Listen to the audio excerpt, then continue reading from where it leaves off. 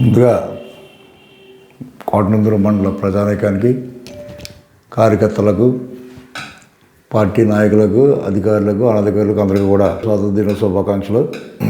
అలాగే మా ప్రీతం నాయకుడు మన రాష్ట్ర ముఖ్యమంత్రి నారా చంద్రబాబు నాయుడు గారికి, అలాగే ఉప ముఖ్యమంత్రి శ్రీ పవన్ కళ్యాణ్ గారికి, రాష్ట్ర మాజీ ఆర్థిక శాఖ మంత్రులు శ్రీ యనమల రామకృష్ణ గారికి, అలాగే మన నియోజకవర్గ ఎమ్మెల్యే గారి దివ్య గారికి ముందుగా 77వ స్వాతంత్ర దిన శుభాకాంక్షలు తెలియజేసుకుంటూ, మరి తెలుగుదేశం పార్టీ వచ్చి 3 నెలలు అయింది. ఈ 3 నెలల్లోనే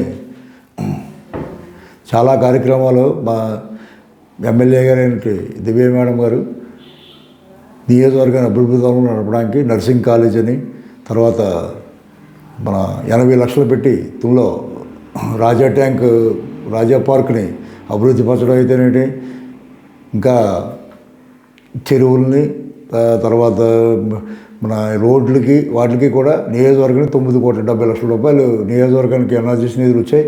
అలాగే కోటనందూరు మండలానికి 2 కోట్ల నిధులు వచ్చాయి. ఆ నిధులతో రోడ్లు, శ్మశాన వాటికలు ఇవన్నీ చేయడానికి ప్రపోజల్ తీసుకొచ్చి అందరికీ శాంక్షన్ చేయించారు. దాన్ని మొదలెడుతున్నాం 10 రోజుల్లో.